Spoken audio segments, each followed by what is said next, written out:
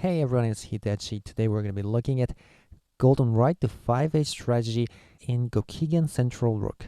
And if we do a quick review of the previous video, if we play c to 4h at this position, you're not going to be able to make a pawn exchange in the second file, because after pawn to 5e, you cannot go like that. That's what we learned. Because after this position, this wall structure is awful, so it's impossible for black to win from here. But with this very small difference of whether it's a silver or it's a gold, actually makes a big difference, because now after gold on the right 5h here, and all of a sudden now pawn to 2d becomes a very good option for black, because after that same line and bishop fork, you take the knight and he takes the silver. The black's king structure is much better than when the silver moved to 4h, because the king can escape to the right side, and this silver is protecting these squares, right? So this position is actually playable for black, and well, but it's not so easy. So you have to learn how to bring this position to your win. So let's learn this very important variation. And one option at this position is bishop to 7g, because if he takes it, you can eliminate that horse out of the board and you can develop your knight. So I guess white's not going to do that. He'll take the knight and you take the lance. So this is one option.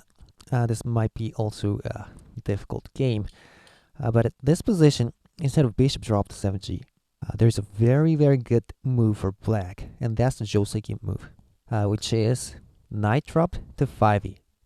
Okay, and we've seen this kind of knight drops in the previous video too, and I said there too, this knight drop is pretty good. But I haven't talked about the main reason for that. So here's the main reason. Well, for one, it's blocking the horse's diagonal, so another dragon can take the lance in the next move. Well, that's one thing. And also, knight is attacking these two pawns at the same time, and it's pretty hard to remove that threat. So these are pretty good. But what is amazing about this knight drop is actually, if he defends these two squares with a silver drop to 5d, well, this looks like a very good move, because it sticks to the proverb, silver on knight's head, because he defends both these squares and even attacks the knight. So it looks like a good move. However, this is a win for black. White is trapped, because black can drop a bishop here, checking, and no matter what he does here, white is going to lose his horse on 8h, because let's see, if 0 to 4b, well then, knight on promotion check. Well, it doesn't matter, 4c or 6c, it's just that he has to take it and you get the horse, right? And even if the king runs to 6b, for instance, well, you can sack the knight again here, and you'll take the horse. So it's a pity for white that he cannot move this way, which removes that knight sack. So basically, this is a primary threat that this knight is making at this position. So white has to be careful about that. And the joseki move here is king to 6b, so that bishop drop to 3c threat is taken care of. And actually, there's many options for black at this position.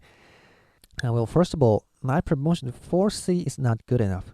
He can just offer a rook trade, and maybe you ignore that and drop a bishop here, but he runs and you take the silver, and actually he'll take it with the gold and you recapture, but this is better for white. So a simple knight promotion is not good enough here. And actually, the main line here, which is the original joseki move, is dragon to 1a.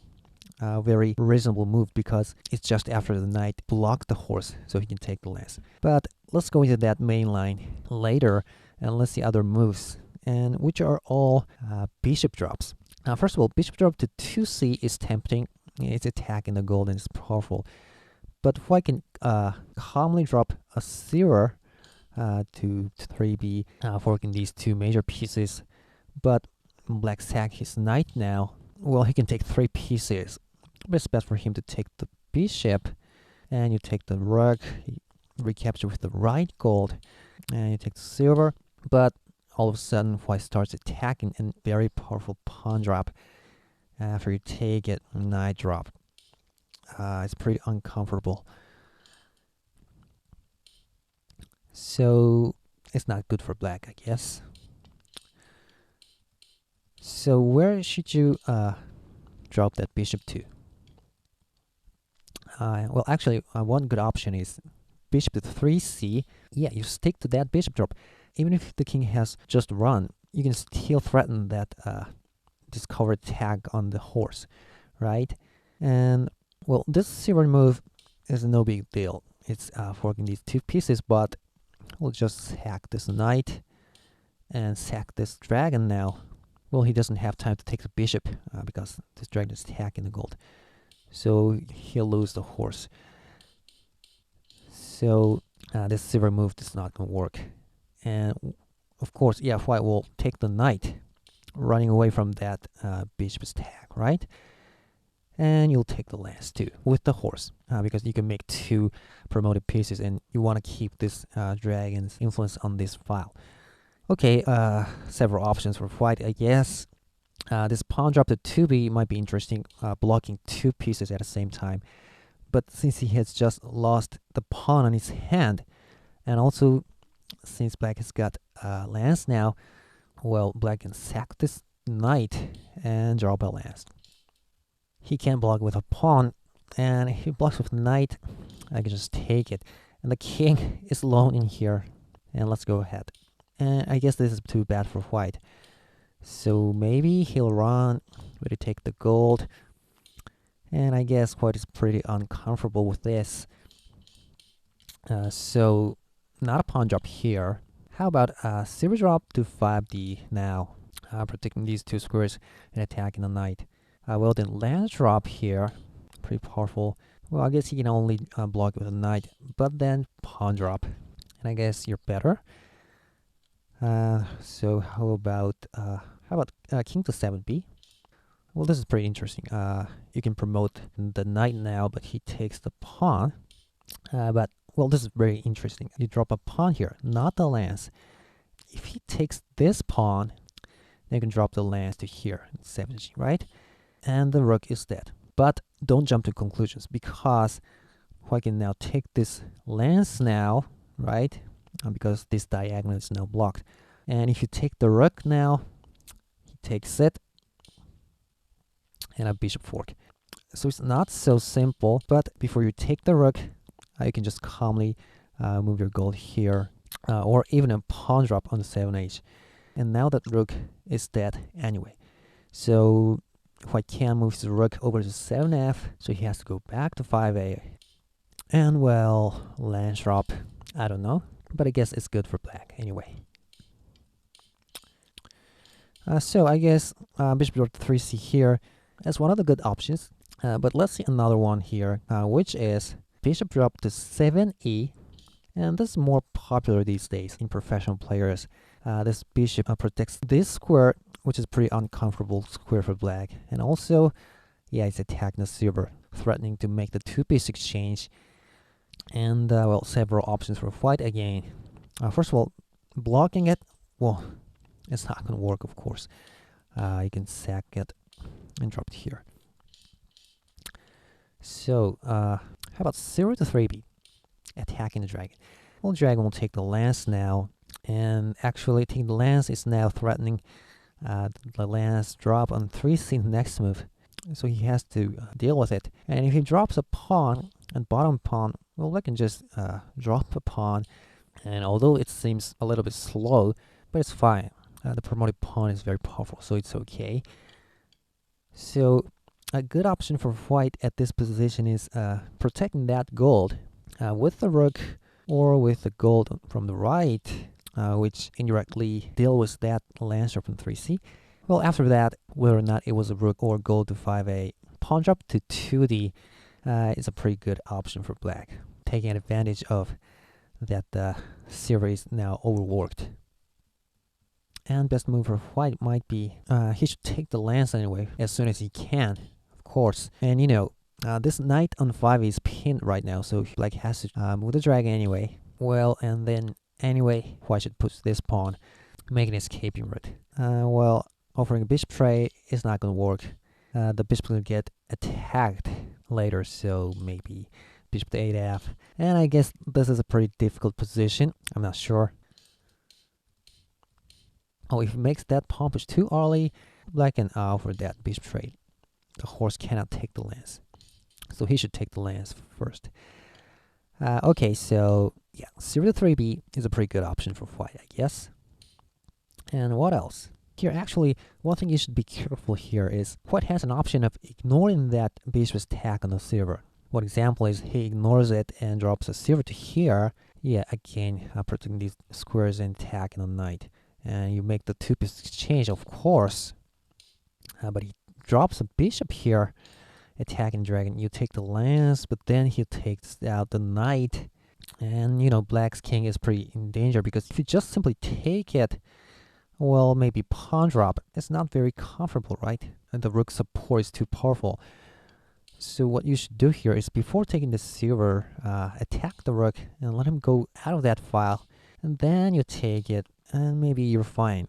If horse to 5e, attacking dragon, you can go there attacking the rook. So I guess this line is good for black. And also, what you have to be careful is, other than silver drop, is king to 7b, running away from the danger and ignoring that silver. So of course you make that two-piece exchange, but here's a very good move from white, and that is pawn drop to 5a, a very, very hard bottom pawn. And well, if you promote the knight now, it's not good enough. He can activate the rook, and this pawn drop is too slow. White is better. So instead of that knight promotion, you should take the lance anyway here. And what you're trying to do is, you want to sack your knight in the next move, and yeah, that lance drop. White doesn't have a pawn. But once again here's a good move from white, and that is silver drop to 6b. Now look at this. It's protecting that square and adding another piece to protect that pawn. And this is a very hard castle. So black has to defend 2. So gold drop to 7i. And look at this. He can only take the lance. Nowhere else to go. But silver drop has to run. And if you drop a lance, you can take the horse. But actually, it's not good, because you'll give white the turn to play. So he can make a very good bishop drop here. You have to run. And he swings the rook over to 2b. Very good. And if you drop a pawn, this is cool. Rook to 2f. Very cool. It's a Western chess-like move. Not often in Shogi. So you shouldn't drop the lance immediately here.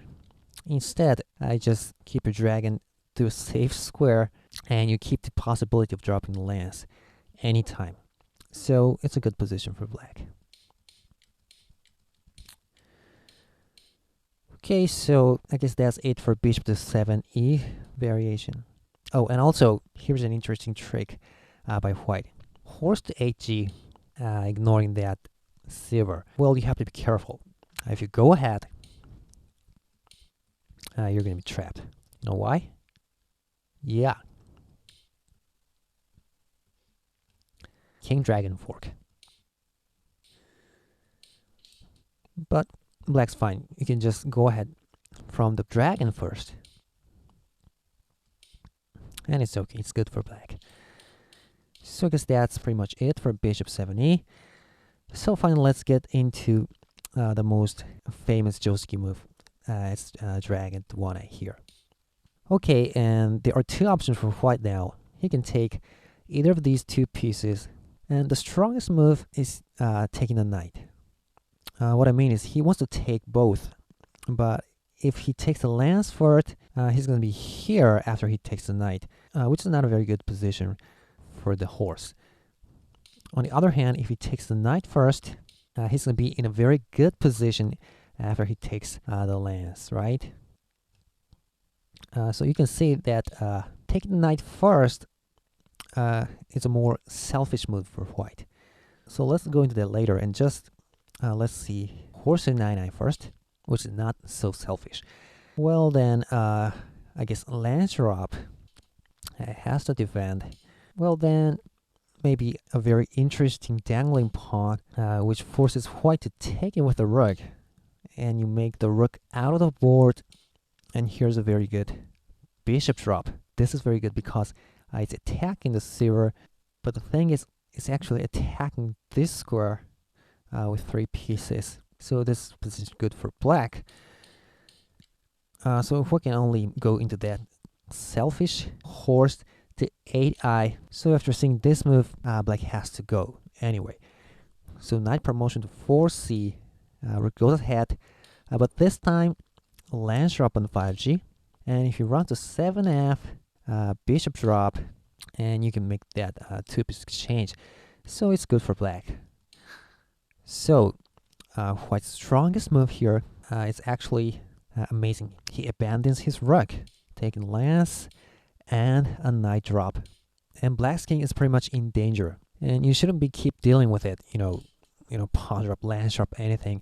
So here, it's very violent. You go ahead dropping your bishop to 5c, and then you ignore that knight's attack, and you take out the silver. Well, white goes ahead taking the gold, but it's not a threat mate yet. And so you take the gold. Well then, white will move his horse anyway to 6g, which is a brink mate on black's king. So now the question is white's king in a mate? Well, the answer is yes, because horse sack to 6c, if he takes it, dragon check, and it's simple. So he runs.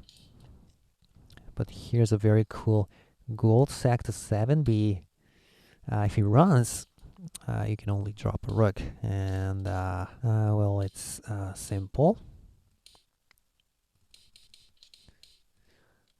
So he has to take it. If he takes with gold, you take it. Has to take it with a king. I'll silver sack and dragon check. And let's say he runs to 5d. A beautiful checkmate. So I guess taking with the silver is the best what I can do, but silver sack. And taking with the gold is simple. So he has to take with the king, but then he sack his horse. Because the king has to take it. So you can take out this gold. And let's say gold drop. Yeah.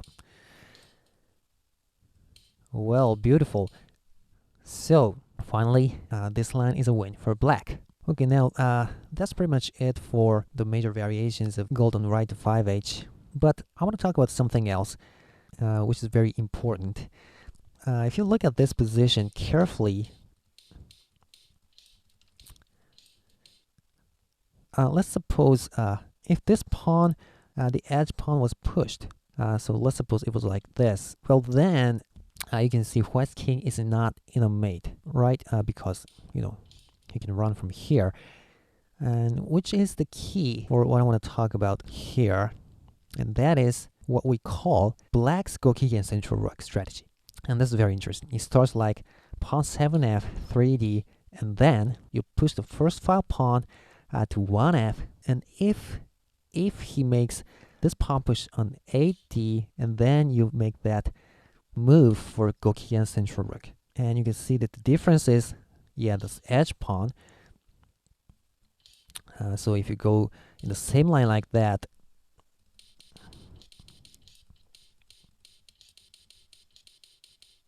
look at here. This position is a win for black, right?